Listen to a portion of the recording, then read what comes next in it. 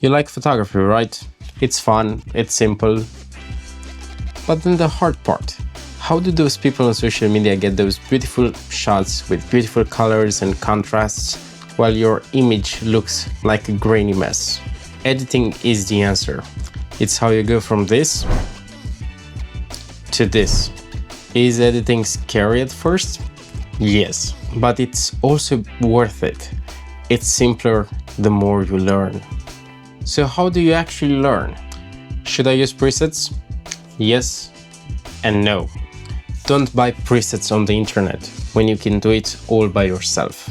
It's not as hard as it looks, but it does require practice. And after you start getting used to the editing software, it stops feeling like a chore. It lets your creativity flow and lets you create something that is actually yours.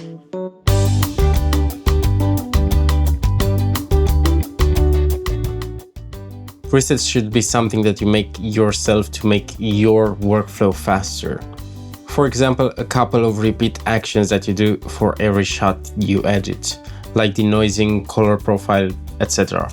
I made the mistake of using presets from the internet. Sometimes they worked, most of the time they didn't. And even when they did, I still felt like they were missing some of my character. And it didn't feel like something I should be proud of. Now, the lesson today will be pretty simple. I use Lightroom Classic, which is generally the most polished photo editing app. Let's jump into it and I will teach you some of the basics that you need to elevate your photography. When I open up a picture in Lightroom, I go to the profile and usually choose either camera standard or neutral. I'd probably go with standard on this one because it brings out the colors more. The way you get this profile option, you would usually click on it. There would be Adobe options, not camera options here. I would go browse and I will use camera matching, and this will change the colors a lot. I really use this feature a lot. And now we have a couple of basics here. You have a few presets for white balance. I usually keep it as it is in the camera, but there is a trick I learned to getting the right white balance. So basically you would go all the way to the left with the white balance. Is basically you look at a picture, but you don't look at the slider, right? And from all the way left, you go to whatever you think looks okay. And I think that's pretty good, all right? So that's 5300 Kelvin, right? Keep this number in mind. Now I would do the opposite. I would go all the way warm, look at the image, do not look at the slider, and slide down all the way till I see what looks right. And I think this looks right. And now I got 9000.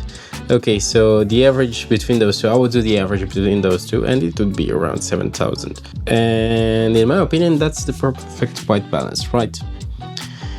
Now we have tint. I usually don't really play that much with tint, just a little bit sometimes. It's also something the camera memorizes, but I usually like to keep it normal. It's fine. It's perfect as it is.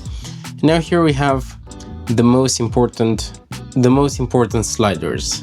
And the best way to learn what they do and how to use them is to just play around with them. Now this one is exposure. It makes your image brighter or dimmer. This one could be slightly brighter. To make an image look prettier, you would usually go a little bit down with the contrast.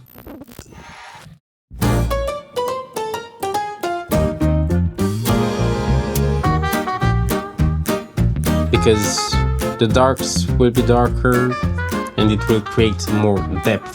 Highlights. Now highlights are the brightest part of an image. You just have to see what fits your image, right? I would raise the highlights a little bit here. Create some more contrast by making the shadows slightly darker. And I would like a little bit less whites, to be honest. A little bit less bright whites. That's a little bit too much. Now I usually don't really touch the texture, clarity, the haze options, but they can be good when doing some tricks with the lights. Now we have vibrance and saturation. I would perhaps go a little bit up with those two as well to create a little bit more colors. And actually, you know what? I will make the shadows slightly darker. I want it to be more cinematic. Now here you have the tone curve.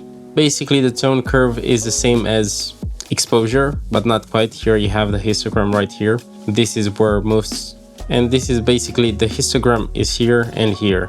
And basically what you can do here is you can click once, twice, for example, and basically now you have 3 different segments, right?